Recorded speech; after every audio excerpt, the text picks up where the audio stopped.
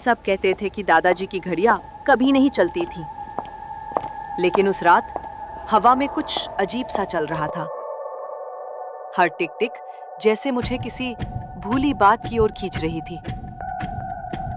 वो सिर्फ चाबी नहीं थी, जैसे उसमें कोई जान हो, और जैसे ही मैंने उसे घुमाया, उसने खुद मुझे जवाब दिया।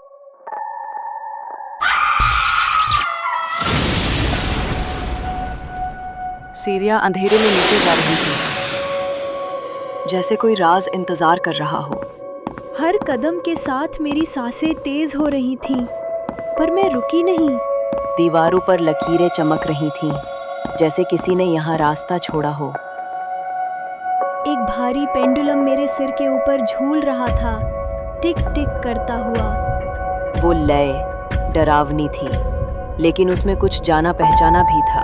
हर एक घड़ी याद है जिसे किसी ने छुपा दिया था, लेकिन हमेशा वहीं थी।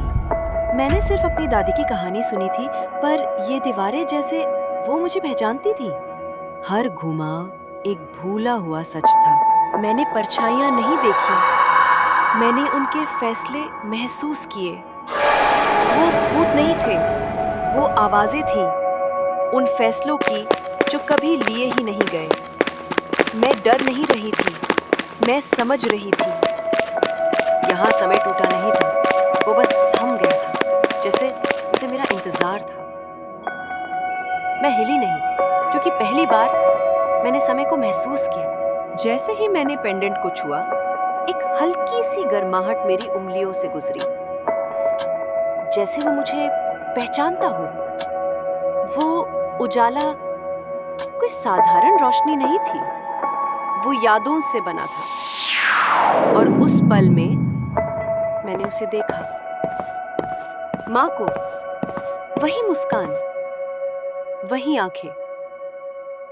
मैंने पहली बार महसूस किया वो सिर्फ एक मशीन नहीं थी, वो हमारी कहानी थी। चिंगारी जली नहीं थी, वो जगी थी मेरे भीतर से, जैसे वो मुझे पहचानता हो। मेरे छूते ही वो जाग गया। यादें लौट आई, माँ की मुस्कान भी। अब वो मुझे याद कर रही थी। उसने मुझे एक फुसफुसाहट में पूरी दुनिया दे दी, सिर्फ याद रखने के लिए नहीं। अब वो आवाजें मेरी हैं, हर स्मृति एक दीपक है, और मैं उस रोशनी की रक्षक हूँ।